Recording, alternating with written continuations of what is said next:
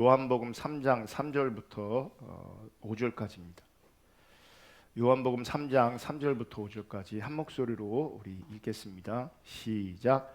예수께서 대답하여 이르시되 진실로 진실로 내게 이르노니 사람이 거듭나지 아니하면 하나님의 나라를 볼 수 없느니라. 니고데모가 이르되 사람이 늙으면 어떻게 날 수 있사옵나이까? 두 번째 모태에 들어갔다가 날 수 있사옵나이까? 예수께서 대답하시되 진실로 진실로 내게 이르노니 사람이 물과 성령으로 나지 아니하면 하나님 나라에 들어갈 수 없느니라. 아멘. 지난 시간까지는 천국에 대해서 살펴봤고요. 천국은 하나님 나라를 말합니다. 그리고 하나님 나라는 이 땅에 이루어지는 나라입니다. 그러니까 우리 개인 심령 가운데 하나님 나라가 임하고, 가정 가운데 하나님 나라가 임하고, 또 교회 가운데 하나님 나라가 임하고, 또 우리 민족과 열방 가운데 하나님 나라가 임해야 합니다. 하나님 나라는 관념이 아니고요, 추상적인 개념이 아니고요, 실제로 우리 가운데 임하는 나라입니다. 그리고 하나님 나라는 하나님의 사랑을 받고 하나님을 사랑하는 나라입니다. 하나님의 사랑을 받고 하나님을 사랑하는 나라입니다. 사실 이 부분만 실제되어줘도 우리 인생의 모든 문제가 해결됩니다. 하나님의 사랑을 받고 내가 하나님을 사랑하는 자리에 있으면 여러분, 우리 속사람이 강건해집니다. 환경의 문제가 아닙니다. 문제가 아닙니다.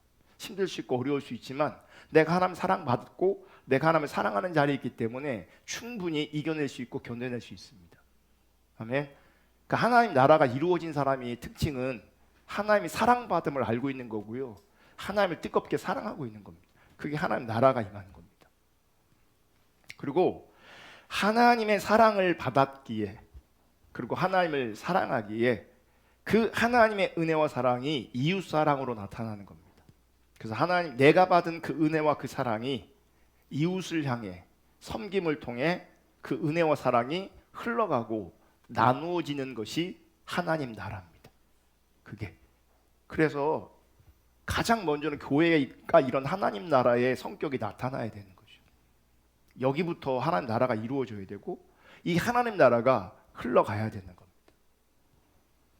그리고 하나님 나라는 하나님께서 기대하시는 참 생명, 영원한 생명이 넘치는 나라입니다. 그럼 이 천국은 누구의 것일까? 하나님 나라는 누가 누릴 수 있는가?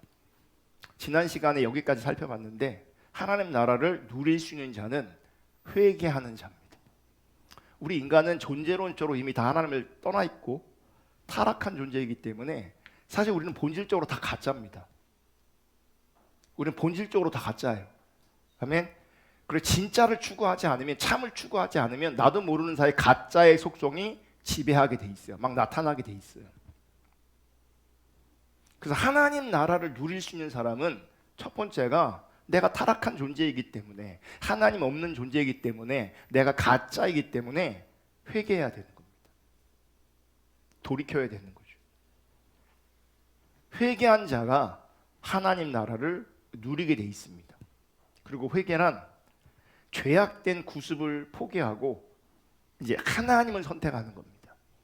세상을 포기하고 하나님의 뜻을 선택하는 겁니다.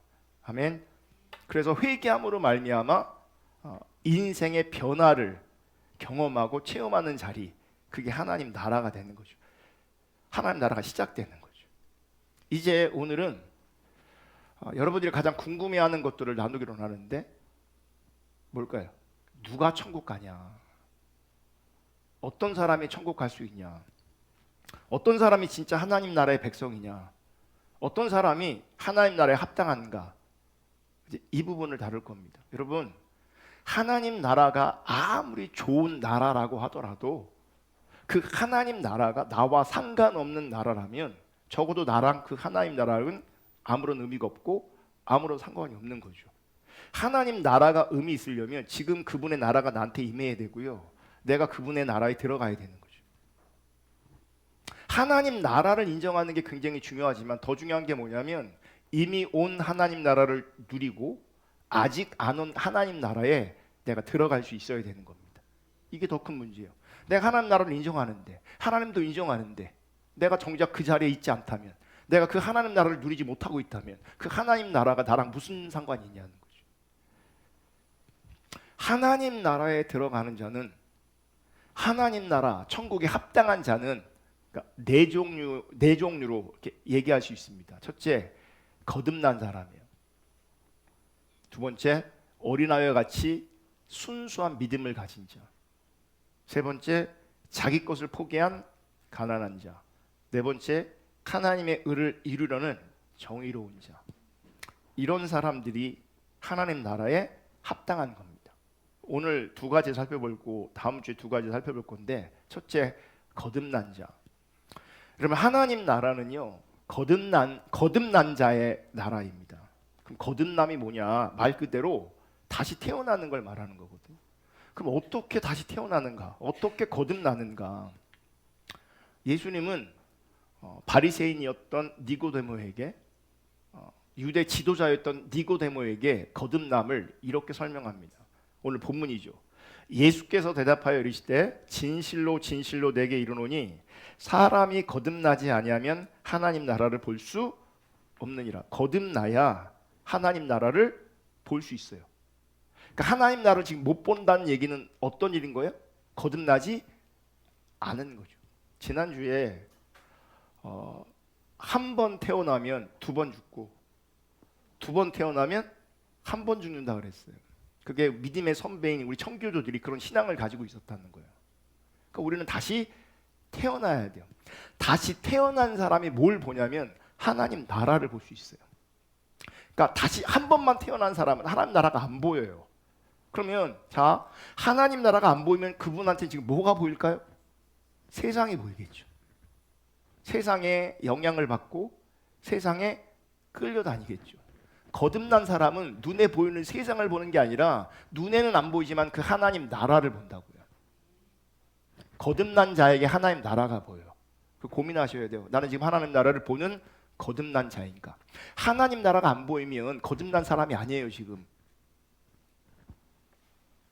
4절, 니고데모가 이르되 사람이 늙으면 어떻게 날 수 있사옵나이까? 두 번째 모태에 들어갔다가 날 수 있사옵나이까? 이 질문을 왜 합니까? 다시 태어난다, 거듭난다라고 말하니까, 거듭나야 하나님 나라를 볼 수 있다라고 얘기하니, 나는 지금 장성한 어른인데 어떻게 또 다시 태어나는가? 다시 뱃속에 들어갔다가 다시 나와야 되는가? 의문이 생긴 거죠. 5절, 예수께서 대답하시되 진실로 진실로 내게 이르노니 사람이 물과 성령으로 나지 아니하면 하나님 나라에 들어갈 수 없느니라. 자, 거듭남은 엄마 뱃속에 들어갔다 다시 태어나는 게 아니에요. 만약에 거듭남이 그런 거라면 부모님 돌아가신 사람들은 불가능한 거죠. 거듭나는 게. 그런 걸 말하는 게 아닌 거예요. 거듭남이란 물과 성령으로 다시 태어나는 겁니다. 자, 물과 성령으로 태어난다라고 하는 것에 있어서는 두 가지 해석이 있는데, 첫 번째는 물은 육신의 출생이고 성령은 영혼의 출생을 가르친다. 자, 물은 육신의 출생이다. 왜냐하면 우리가 엄마 뱃속에 양수가 있잖아요. 그렇게 태어났기 때문에 그게 물이다. 또 성령으로 태어나는 것이 영혼이 출생하는 것이다. 이렇게 해석하는 거죠. 두 번째 해석은 물은 물 세례고 성령은 성령 세례다. 그래서 예수 믿고 물로 세례 받고 교회 일원이 되는 것이 이제 물 세례. 그리고 성령, 그 이후에 성령 세례. 그럼 성령 세례에 대해서는 두 가지 해석이 또 있어요. 그러니까 물 세례 받을 때 성령 세례가 함께 일어난다라고 하는 해석과, 물 세례를 먼저 받은 이후에 나중에 어느 시점에 성령 세례를 또 받아야 된다, 이렇게 해석하는 관점이 있어요. 두 번째 해석은 오순절주의, 웨슬리안, 은사주의자들이 이런 해석을 많이 선호해요. 그런데 오늘날 많은 복음주의 신학자들은 첫 번째 해석을 선호해요. 첫 번째 해석이 뭐예요? 우리가 거듭날 때, 세례 받을 때 성령이 함께한다. 그게 성령 세례다. 그게. 그래서 성경을 보면 물 세례 받고 동시에 성령 임하는 사례가 있어요. 거의 동시에 일어나는 거죠. 동시에. 따로 분리되는 게 아니라. 그런데 성경 여러 곳에서 물 세례는 받았는데 아직 성령이 임하지 않은 사람들이 있어요. 그 나중에 사도들이 기도해 주면 성령이 임해요. 그거를 성령 세례라고 이해하는 사람들이 있어요. 저는 개인적으로 로이드 존스 목사님의 견해를 따르고 동의해요. 로이드 존스 목사님은 우리가 거듭날 때 성령 세례가 함께한다, 임한다 이렇게 주장하세요. 이렇게 믿으세요. 그리고 2차적으로 성령님께서 강림하시는 사건이 분명히 있어야 되는데 그것은 성령의 능력적 세례다 이렇게 표현했어요. 그러니까 세례를 로이드 존스 목사님 표현을 2번 받는 거죠.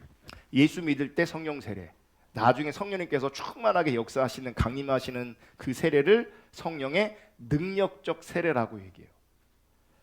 그리고 이 로이드 존스 목사님께서 말씀하신 이 성령의 능력적 세례를 아까 말한 많은 복음주의권에 있는 사람들을 그것을 성령 충만이라고 표현하기도 해요. 그러니까 우리 성결교단 같은 경우는 성령의 능력적 세례를 성령 세례 혹은 불세례라 그래요. 불세례. 이 성령 충만의 이 성령 세례, 성령 충만의 불세례를 받아야 하나님과 친밀한 교제가 활짝 열리고 그때부터 죄를 이길 수 있어요. 주님과의 관계성 안에서. 그래서 우리는 성령 세례 받는 것, 불세례 받는 것 혹은 성령의 능력적 세례를 받는 것을 아주 중요하게 여깁니다. 정리하면 예수 믿을 때 성령 세례가 함께하고 그리고 그 이후에 성령 충만, 성령의 능력적 세례를 받아야 되는 거죠. 자, 그러면 물과 성령으로 거듭나면 어떤 일이 일어나는가? 거듭남은 어떤 현상으로 나타나는가? 거듭남의 결과는 무엇인가? 예수님은 2 아들의 비유를 통해서 그 답을 우리 가운데 말씀하고 계십니다. 마태복음 21장 28절부터 보면 그러나 너희 생각에는 어떠하냐? 어떤 사람에게 2 아들이 있는데 맏아들에게 가서 이르되 예 오늘 포도원에 가서 일하라 하니 대답하여 이르되 아버지 가겠나이다 하더니 가지 아니하고. 이게 중요해요. 자, 일을 시켰어요. 포도원에 가래요. 근데 뭐라고 얘기해? 아버지 가겠습니다 라고 말해요. 근데 가요 안 가요? 안 가요. 가지 아니하고. 30절 둘째 아들에게 가서 또 그와 같이 말하니 대답하여 이르되 실소이다 하였다가 그 후에 뉘우치고 갔으니. 처음에는 싫다고 대답했어요. 근데 그 후에 뉘우치고 갔어요. 31절 이제 이거에 대한 해석을 예수님께서 하시는 거예요. 그들 중에 누가 아버지 뜻대로 하였느냐? 이르되 둘째 아들이니이다. 예수께서 그들에게 이르시되 내가 진실로 너에게 이르노니 세리와 창녀들이 너희보다 먼저 하나님의 나라에 들어가리라. 그러니까 이 비유를 가만히 보시면 첫째 아들은 누구를 가르치냐면 유대인들을 가르치는 것이고 둘째 아들은 이방인들, 특별히 세리와 창녀, 죄인을 대표하는 세리와 창녀를 말하고 있는 거예요. 유대인들은 하나님의 은혜로 하나님의 말씀을 먼저 받았어요. 그런데 하나님께서 말씀을 주신 그 의도 앞에 그들은 순종하지 않았어요. 자, 말로는 어떻게 했어요? 처음에 예했어요. 근데 결국 순종하지 않았어요. 이게 거짓 신앙입니다. 이게 거짓 신앙이에요. 말로는 예해요. 지금도 예하고 있어요. 지금도 아멘하고 있어요. 이 얘기는 뭐냐면 입술로 하나님 뭔가 말씀하셨을 때 이거 비유잖아요. 비유. 그러니까 이들이 지금 율법을 지키고 있어요. 모양적으로. 그게 예한 거예요. 번제 드리고 있고 절기를 지키고 있어요. 11조하고 다 하고 있어요. 그게 예하고 있는 거라고요. 그게. 근데 문제는 하나님의 뜻, 하나님의 의도 앞에는 순종하지 않고 있는 거예요. 예했지만 뭘 따라가냐면 자기 본성을 따라가고 있는 거예요. 이해하고 있지만 자기 중심을 따라가고 있는 거예요. 그게 유대인이었어요. 지금 우리가 이해하고 있는 거예요. 모양적으로 이해하고 있는 거라고요. 근데 하나님의 의도 앞에 순종하지 않으면, 하나님의 뜻 앞에 순종하지 않으면 예했지만 순종하지 않은 거예요. 자기 중심 따라가는 거예요. 예는 잘해요, 우리가. 예는 정말 잘합니다, 많은 사람들이. 목사님 그 말이 맞아요. 오늘 너무 은혜가 됐어요. 그거 다 예예요. 문제는 하나님의 의도 앞에 내가 순종하며 살아가고 있는가. 유대인들은 그 일에 실패했다는 거예요. 그들은 말로만 예했어요, 다. 반면 세리와 창녀, 즉 유대인들에게 배척당했던 죄인인 그들은 처음에는 거부했으나 결국에는 순종했어요. 세리와 창녀가 하나님 나라에 들어갈 수 있는 계기가 무엇인가? 하나님 나라에 들어가기 위한 거듭남의 현상과 결과는 뉘우치는 회개, 돌이키는 회개, 그리고 하나님의 뜻에, 하나님의 의도 앞에 순종하는 거예요. 아무리 예해도, 아무리 이런저런 종교적인 모양을 가지고 있어도 하나님의 의도 앞에 순종하지 않으면 그분은 하나님 나라 앞에 합당하지 않아요. 그건 거듭난 것이 아니기 때문에 그래요. 그런데 죄인이지만, 배척당하고 있지만 뭐 했어요? 회개했다고요. 돌이켰다고요. 그리고 하나님께 순종했다고요. 이 사람이 하나님 나라에 먼저 들어간다 그랬어요. 유대인들은 못 들어가고요. 쟤는 죄인인데, 쟤는 악하게 살았는데, 쟤는 더럽게 살았는데, 그렇게 지목당했던 그들이 회개하여 하나님 뜻 가운데 순종했을 때에 그들이 먼저 하나님 나라에 들어가는 거예요. 이게 거듭남의 결과라고요. 이게 거듭남의 현상이라고요. 거듭남이 뭐라고요? 누가 거듭났는 거 어떻게 알아? 영적으로 거듭났는데. 눈에 보이는 우리의 말로는 구별되지 않는다고요. 세례 받을 때 다 예수님 영접한다고, 내가 예수를 구주로 영접한다고 다 인정했거든요. 그리고 세례 받았거든요. 그게 다 예라고 한 거예요. 근데 순종하지 않아요. 그 하나님 나라 못 들어가요. 왜냐하면 거듭난 게 아니기 때문에. 거듭난 것은 회개하여 돌이켜 하나님의 의도 앞에, 하나님의 뜻 앞에 순종한 것을 말하는 거예요. 그게 거듭남의 결과예요. 그게 거듭남의 현상이라고요. 아멘. 그래서 거듭난 자는 회개하고 순종합니다. 자신의 죄인됨을 깨닫고 이제는 하나님의 은혜를 의지하여 하나님의 뜻을 따릅니다. 거듭난 자의 삶에서는 하나님의 뜻을 저버렸던 과거를 반성하고 돌이켜서 지금이라도 하나님께서 기뻐하시는 삶을 살려고 애쓰고 힘쓰고 노력합니다. 그러니까 하나님 뜻대로 살고 싶은 열망이 우리 가운데 살아있다고요. 지금은 실패할 수 있고 잘 안 될 수도 있어요. 근데 그 열망이 살아있어. 거듭났기 때문에 그래요. 근데 그 열망조차도 없어. 다시 안 태어난 거예요. 거듭나지 않은 거예요. 그분은 다시 거듭나야 되는 거예요. 여러분, 하나님 나라는 거듭난 자의 나라입니다. 세례받고 성령으로 거듭난 자의 나라입니다. 죄악 세상의 삶을 회개하고 돌이키고 하나님 아버지의 뜻을 따르겠다고 결단하고 순종하는 사람이 이제 하나님 나라에 들어갈 수 있고 하나님 나라를 누릴 수 있는 겁니다. 제가 준비한 영상이 있는데 한번 보고요. 제가 여기 불도 꺼주시고 영상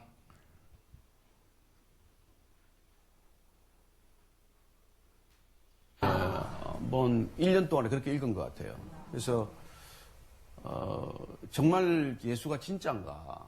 왜 예수 때문에 사람들이 저렇게 편하나? 또 기독교는 진짜인가? 특별히 교회가 진짜인가? 그런 생각을 많이 하게 됐어요. 그래서 한번 우선 성경부터 확인해 보자. 그래서 예수님은 진짜 뭐라고 그랬나? 남한테 전해 듣는 게 아니라 내가 직접 한번 이렇게 만나보고 들어보자. 그렇게 시작이 된 거예요. 거의 비자정신이네요. 네. 아니 근데 그게 25년 동안 다니시는 회사를 그만둘 정도로 큰.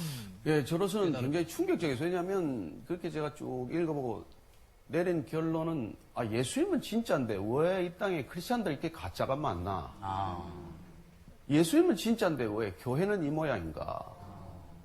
예수님은 진짜 기독교인가? 이제 그런 고민을 하게 됐고 한번 신학교를 가서 한번 답을 얻어보자. 그렇게 결심을 한 거죠. 그때가 이미 50대인데. 예, 53살 나이였어요. 그러면 부인께서는 일단 내 종교 쪽으로 온 건 고맙지만 일을 그만두고 직업을 바꾸겠다고 하니까 약간 예, 뭐 신학교 간다니까 제일 반대한 사람이 제 아내. 아니 기뻐한 게 아니고요? 뭐 아이도 중고등학생인데 앞으로 이렇게 살 길이 막연하지 않습니까? 그래서 나중에 좀 키워놓고 가든지 아니면 또 그때 IMBC가 상장 준비를 마칠 때니까 이렇게 주식 스탑 옵션을 좀 행사하고 가야지 무슨 돈으로 공부를 하겠다는 거냐 이제 그런 반대가 있었죠. 근데 저는 이제 또 이 제 아내가 보니까 제가 예수님을 알고 보니까 평생 모태 신앙인인데 이 신앙에 문제가 좀 있어요. 늘 교회에서 사는데 예수님을 잘 몰라요.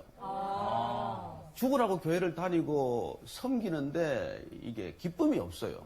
그래서 근데 제가 가짜라 그러면 믿겠어요, 본인이. 그래서 당신이 얼마나 가짜인지를 내가 밝혀줘야 되는데 그걸 하려면 제가 가진 걸 다 버려야 돼요. 그렇지 않으면 모든 어려운 문제는 남편이 해결해주고 아내는 교회에서 취미생활 하는 거예요. 그래서 제가 한번 다 버려봤더니 이제 본색을 드러낸 거죠.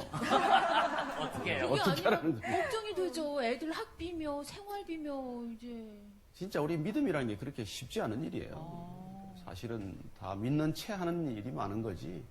정말 믿는다는 게 그렇게 쉬운 일이 아니에요.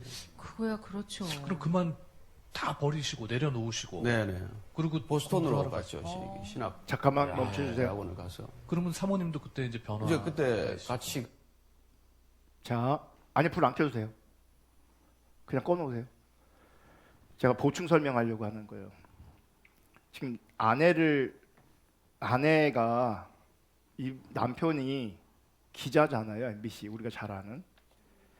근데 아내는 모태신앙이에요. 그래서 남편이 구원받기 위해서 기도를 엄청 했대요. 저분이 술도 많이 먹고 골프 치고 도박도 하고 이 다양한 경험들이 있어요. 근데 이분이 뭐라 그러냐면 왜 그랬냐? 그러니까 사람들에게 인정받으려고 골프도 치고 도박도 하고 술도 먹고 그러는 거예요. 그러니까 혼자 있으면 외로우니까 사람하고 같이 있으려니 그런 것들을 통해서 사람들과 교제하고 그 안에서 인정받고 싶으니 잘하려고 하고 그러니 신앙생활하고는 완전히 동떨어진 삶을 사는 거죠. 그래서 술이 떡이 되고 집에 오면 이 와이프는 남편 옷을 벗기면서 남편 발을 붙잡고 기도했대요. 예수 믿게 달라고. 회개하게 달라고. 그러니까 절박하게 기도했대. 절박하게.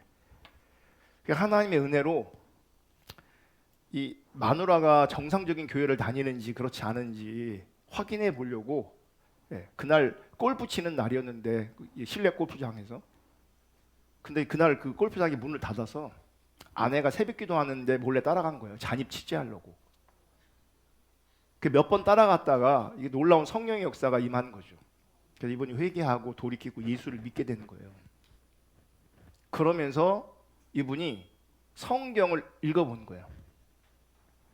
성경을 읽어보니까 자기 와이프도 가짜였다는 거예요. 모태신앙이고 이렇게 열정적으로 기도하고 남편의 구원을 위해서 기도하고 또 교회에서 하라고 하는 모든 훈련들은 다 참여했대요. 그러니까 열심히 특심인 사람이었던 거예요. 근데 자기가 보니까 예수를 모르더래요. 그게 뭐예요? 가짜인 거예요. 가짜. 그래서 지금 뭐라고 말하냐면 나도 나지만 그 아내가 가짜인 걸 알아야 돼. 그러면 어떻게 되냐? 자기 삶이 하나님 앞에 다 올인되어져야 돼요. 지금 우리가 누리고 있는 것들이 다 없어지고 사라졌을 때에 그 아내가 가짜인지 진짜 그때서 드러나는 거예요. 그래서 뭐라 그래요? 모든 문제는 남편이 다 해결해주고 자기는 뭐예요? 신앙생활이 취미가 돼버리는 거예요. 하나님 관점에서 자기에게 자기 모습이 안 보이니까 자기는 신앙생활 열심히 하는 것으로 잘하고 있는 것으로 그리고 남편의 구원을 위해 기도하는 자로. 근데 결국은 남편이 하나님께 올인했더니 제일 반대했던 사람이 누구라고요? 아내예요. 여러분 죄송하지만 내가 지금 많은 것들을 누리고 있고 다른 것들을 의지하고 있으면서 신앙은 취미일 수 있어요. 진짜 거듭난 게 아니에요.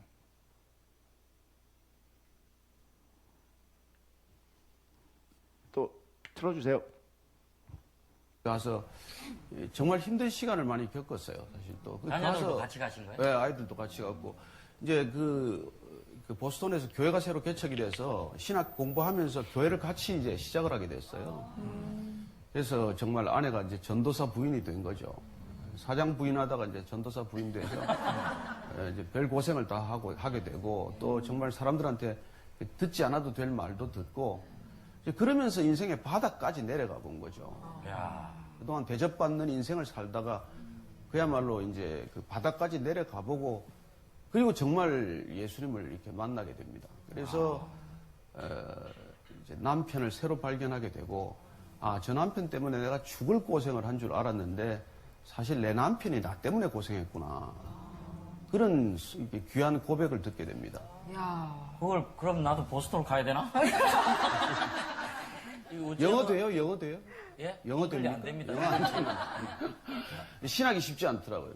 예, 정말 제가 2시간, 3시간 자고 4년간 공부했고 입이 2번 돌아갔고 그래서 다행히 오른쪽 왼쪽 돌아가서 균형은 잡혔죠. 아니 목사님 그걸 지금 유머라고 하시는 건 아니죠? 예, 또 심장도 2번, 아이고. 미국에서 2번, 여기서 또 와서도 수술하고 그래서 그 정말 죽을 것 같은 시간을 겪었어요.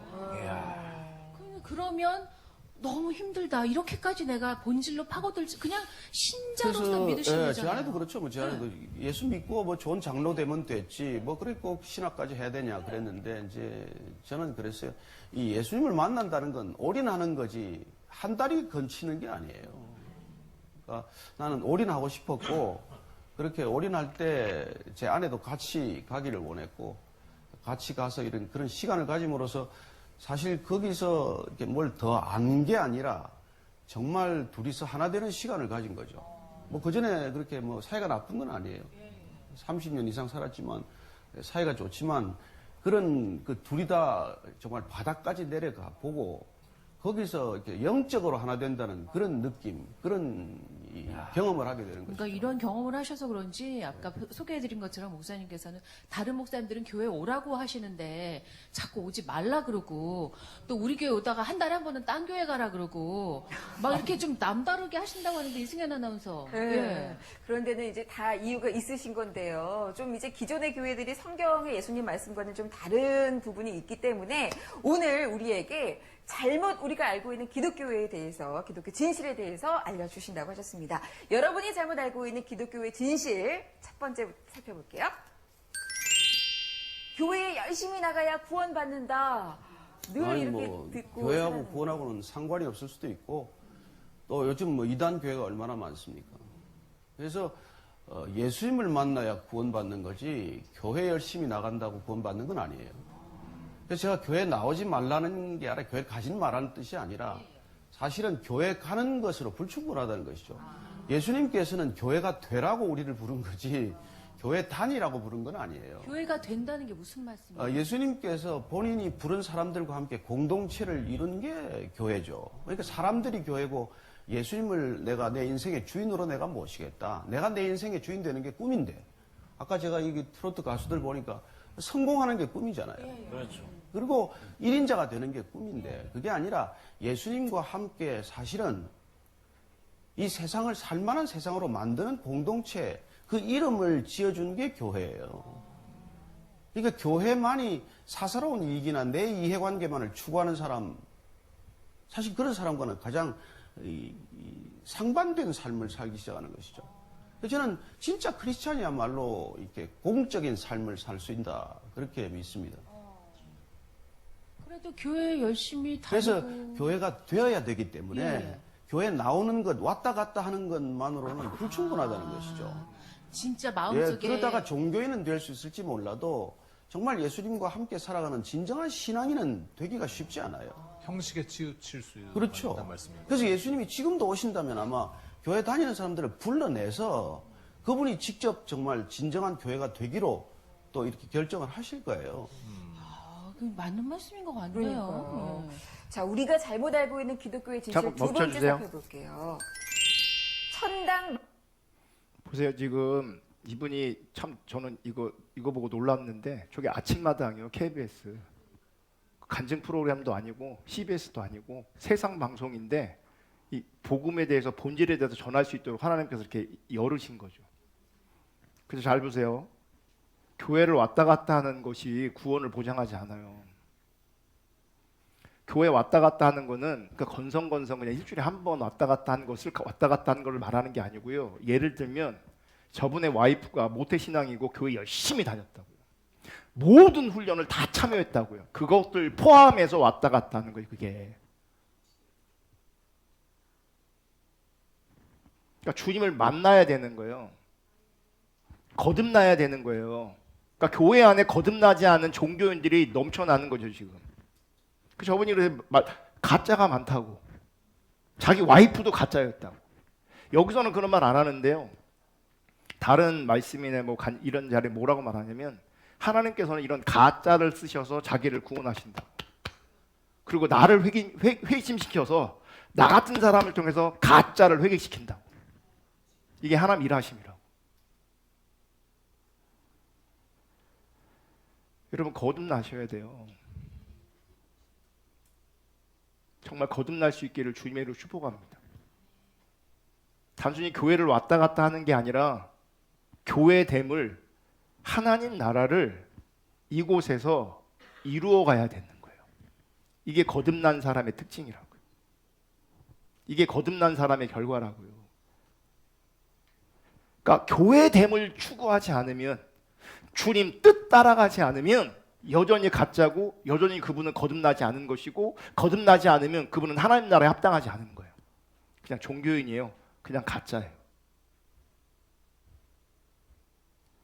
이어서 마일리지는 애초에 없었다. 착한 일 많이 해야 천당 간다고. 예, 알고. 저는 사실은 종교라는 전체가 이 마일리지 시스템이에요. 예, 착한 일 하면 마일리지가 많이 쌓여서 너가 지금은 이카노미 타고 다니지만은 마일리지가 많아지면 비즈니스로 업그레이드가 되고 정말 많이 쌓으면 퍼스트 클래스까지 갈 수 있다. 근데 예수님은 그게 아니에요. 너희들이 쌓고 있는 마일리지는 아무 소용이 없다. 왜냐하면 그런 마일리지는 너 자신을 위해 쌓는 거기 때문에 그건 하늘나라의 기준과는 전혀 다른 기준이다 그거예요. 아니 땅에서 소용이 있지 하늘나라에서 무슨 소용이 있겠니. 그래서 그분께서는 내가 너희들이 쌓을 수 없는 마일리지, 소용없는 마일리지 아니라 나하고 함께 가자는 거예요. 그래서 그분 만나서 같이 가면 되는데 그동안 우리가 쌓은 마일리지 그거 가지고 갈 수 있는 건 아니라는 거죠. 그러니까 어떤 종교 통합을 하더라도 종교 통합이라는 건 사실은 마일리지 교환 시스템을 만들자는 거예요. 야, 불교에서 쌓는 마일리지나 무슬림이 쌓는 마일리지나 크리스찬이 쌓는 마일리지 다 똑같은 거지 뭐 그게 다르냐. 근데 예수님은 그런 마일리지 가지고는 안 된다는 분이에요. 그게 제일 교회 다니면서 제일 힘들었던 분이에요. 예. 부분이에요. 예. 아니 착하고 선행을 쌓고 사는데 천당 못 간대요. 그게 무슨 교회야? 뭐 그게 무슨 뭐 종교야? 뭐 이렇게 생각을 했거든요. 예. 그래서 그게 이제 사실은 예수님께서 이 땅에 오실 때부터 내가 그 문제를 해결해 주겠다.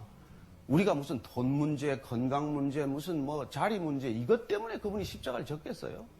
우리 여러분 병 하나 낫게 하려고 여러분 저기 진급 안 되는데 진급 좀 잘 되게 하려고 그리고 내가 이게 돈 요새 못 버는데 부도날 지경인데 그 돈 좀 막아주겠다고 십자가를 질 이유가 뭐가 있어요?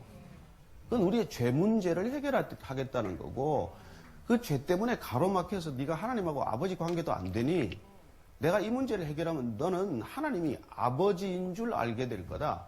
그래서 제자들한테 가르칠 때 하나님을 아빠라고 부르라고 그래요. 아빠. 무슨 아빠가 종교입니까? 아빠를 종교로 만들면 컬트죠. 그리고 그분 자신을 소개해요. 나는 생명의 떡이다. 나는 세상의 빛이다. 나는 양의 문이다. 나는 선한 목자다. 나는 부활이요 생명이다. 나는 길이요 진리요 생명이다. 나는 포도나무다. 얼마나 답답하면 그런 얘기를 계속 하시겠어요. 여러분 빛이 종교입니까? 떡이 종교입니까? 밥이 종교예요? 생명이에요. 사랑이에요. 빛이에요. 그래서 그분을 종교로 만날 수는 없어요. 그래서 종교 시스템과는 사실 무관한 분이에요. 어쩌면 유대교라는 종교에서 그분은 우리를 불러내신 분이고 이 땅에 오셔도 종교로부터 불러내실 분이고 심지어 그렇게 말해요. 너희들은 하나님하고 인간 사이에 끼어 있는 것들은 다 도적이요 강도다 그렇게 말씀하세요. 하나님하고 인간 사이에 끼어 있는 건 도적이요 강도라고 말씀하십니다. 어쩌면 입산하는데 거기다 매표소 차려놓고 입산료 받는 거랑 마찬가지니 도적질하는 거라고 말하는 것이죠. 그래서 저는 여러분들이 예수님을 직접 모르고 그렇게 교회 욕할 것도 없고 기독교 욕할 것도 없어요. 왜냐하면 예수님과 상관없는 걸 놓고 왜 욕하겠어요? 그러니까 어찌 보면 말씀 들어보니까 본질이 중요하다는 말씀으로 들립니다. 예, 그래요. 그러네요, 그죠? 자, 우리가 잘못 알고 있는 세 번째 진실 뭘까요? 내가 똑바로 사는 게 진정한 전도다. 예수님께서 이런 얘기를 하세요. 너희들 밖에서 세상에서 잘 사는 사람들을 너희들 불러다가 데려와가지고 너희들보다 더 악한 사람을 만들어 놓는구나. 너희들도 천당에 안 들어가고 문고리를 잡고 앉아서 다른 사람도 천국 가는 걸 막고 있구나. 어쩌면 저 같은 목사나 이 시대 기독교인들에게도 동일한 말씀을 하실 거예요. 정말 우리가 이게 삶으로 살아내지 않으면서 저 같은 사람 뭐 이분 또 얼마나 기자할 때도 말 잘했어요. 그 삶이 뒤따르지 못하면 그 무슨 소용이 있겠냐는 것이죠. 그래서 예수님께서는 정말 오셔서 이 땅 가운데서 그야말로 너 나를 따라오려면 십자가를 지고 와야 된다. 근데 안 지고 그런 얘기를 하셨냐고요. 제일 먼저 지지 않았습니까?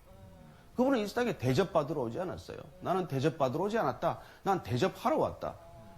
여러분 종교는 내가 어떻게든지 사다리를 올라가야 되지만 신앙은 사다리 오르기 게임이 아니에요.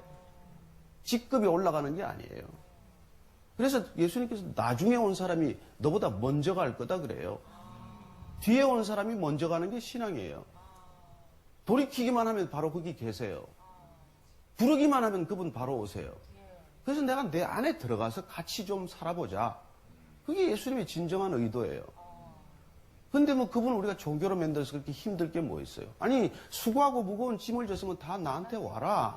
내가 짐을 내려놓게 하겠다. 쉬게 하겠다. 그런 분이 또 우리를 불러가지고 짐을 하나 더, 한 바가지를 더 앵겨놓겠어요. 무거운 짐을 갖다 앵기겠어요. 우리가 이 세상에 다 이렇게 아까 도로또 가서 보니까 참 열심히 하겠더만 짐이 얼마나 무겁겠어요. 그런 짐을 쉬게 하겠다는 것이지 짐을 무겁게 하겠다는 분이 아니에요. 아, 목사님 말씀 들으니까 이해가 가기도 하고 후련하기도 하고 조금 답답하기도 하고 여러 가지 생각이 막 드네요. 뭐가 답답하세요? 아니 그러면 다른 분들이 하신 말씀이랑 잘 모르겠어요. 그래서 성경을 좀 읽으시라니까. 아, 예? 그래서 시청자 여러분들도 아마 목사님 지금 말씀하시는 거 듣고 예. 궁금한 점을 질문해 아니, 주세요. 교회를 평생 다니도 성경 한 번 안 읽는 사람이 많아요. 맞습니다. 목사 설교는 열심히 듣는데 예수님 설교는 안 들어요. 예수님 설교 보면 거기 복음서 4편의 설교가 있어요. 제일 먼저 설교하신 게 산상복음이에요. 제일 마지막에는 제자들하고 헤어지기 전에 십자가 지기 전날 밤에 제자들하고 12명 앉혀놓고 최후의 만찬. 성찬식 하면서 설교하세요. 그 2편 설교라도 읽어보시면 다를걸요. 네. 자, 이제 저를 주목해 주세요. 그 유명한 분 잘생긴 분다가 나보라 그러면 조금 그런데 저분이 지금 본질에 대해서 굉장히 잘 말하고 있고요. 저분이 지금 종교 하는 것이 우리가 말하는 거짓 신앙 율법주의를 말하는 거예요. 저분이 얘기하잖아요. 성경 좀 읽으라고. 오늘날 그리스도인들이 저분도 저랑 똑같이 얘기해요. 오늘날 가짜 성도가 너무 많고 가짜 교회가 너무 많다라고 얘기해요. 저분이. 저만 얘기하는 게 아니고 성경을 읽으면 읽을수록 저분처럼 저처럼 얘기할 수밖에 없는 거예요. 그럼 가짜라는 게 뭐냐? 거듭나지 않은 거예요. 거듭나지 않았기 때문에 진짜 하나님 알려고 원하지 않아요. 하나님과 함께하고 하나님 따라가려고 생각하지 않아요. 그런 원함이 없다니까요. 다들 종교적인 자리에서 잘 되고 종교적인 자리에서 천국도 가고 이런저런 누림을 가지는 그걸 신앙생활이라고 하고 있는 거예요. 그거를. 그래서 우리가 행위로 구원받는 게 아니에요. 이거 분명히 전제하셔야 돼요. 행위로 구원받는 거 아니에요. 근데 여러분, 내가 하나님을 열망하지 않는 자리에서는 성경 안 읽겠죠. 기도하고 성경 읽지 않는 사람 구원받지 못할 가능성이 큰 거예요. 그럼 그거 하면 구원받냐? 그런 얘기하는 게 아니에요. 기도하면 구원받고 성경 읽으면 구원받냐? 그런 얘기하는 게 아니에요. 우리는 행위로 구원받을 수 있는 존재가 아니에요. 근데 여러분 스스로를 진단하라고 말씀드리는 거예요. 하나님 찾지 않고 말씀 보지 않으면서 교회됨을 이루려고 하지 않으면서 내가 구원받았나? 거듭났나? 아니라는 얘기예요. 거듭나면 새로운 생명이 주어져 있기 때문에 당연히 회개할 수밖에 없고 당연히 하나님 그분 앞에 올인하게 돼 있어요. 그게 거듭남의 결과예요. 교회를 다니는 곳으로 그치는 게 아니라 이론적인 종교적인 모양과 종교 행위에 만족하는 것이 아니라 내가 주님과 관계성 안에서 교회로 세워지는 것, 교회를 세우는 자리에 있는 것, 그 교회는 하나님 나라를 말하는 것. 이곳에서 여러분의 삶에서 하나님 나라가 보여야 돼요. 거듭난 자가 하나님 나라를 본다고요. 거듭난 자가 하나님 나라를 누린다고요. 내가 지금 하나님 나라를 누리지 못하고 있다면 그분은 종교 생활하고 있는 거예요. 내 속에 기쁨이 없다. 주님을 향한 열망이 없다. 내가 주님의 뜻 가운데 예만하고 순종하지 않는다. 거듭나지 않는 거예요. 하나님의 참으심에 여러분 유효기간이 있어요. 분명히 유효기간이 있어요. 그 기간 안에 계속 하나님 우리를 초청하세요. 거듭나라고, 회개하라고. 매주일 하나님께서 우리를 초청하세요. 여러분 교회 프로그램 참여하고 있다고 여러분 잘하고 있는 게 아니에요. 제 입장에서 너무너무 잘하시는 거지만 그것 자체로 우리가 거듭나거나 구원받지 않아요. 주님께 올인하셔야 돼요. 삶이 변하셔야 돼요. 자기 중립적인 삶, 본성적인 삶이 아니라 육체를 위한 삶이 아니라 하나님의 뜻과 하나님의 의도를 따라가야 돼요. 그 사람에게 하나님 나라가 임한다고요. 그 사람에게. 거듭남의 결과는 회개하고 순종하는 것으로 나타난다. 회개가 어렵다, 순종이 어렵다. 왜 그러냐? 거듭나지 않았기 때문에 그래요. 거듭나면 올인하게 돼 있어요. 거듭나면 하나님의 뜻을 찾고 추구하게 돼 있어요. 그런 거듭남의 은혜가 저와 여러분 가운데 분명할 수 있기를 주님의 이름으로 축복합니다. 사실 오늘 2개 한다 그랬잖아요. 기꺼이 내가 내려놓고 찬양하고 기도하겠습니다.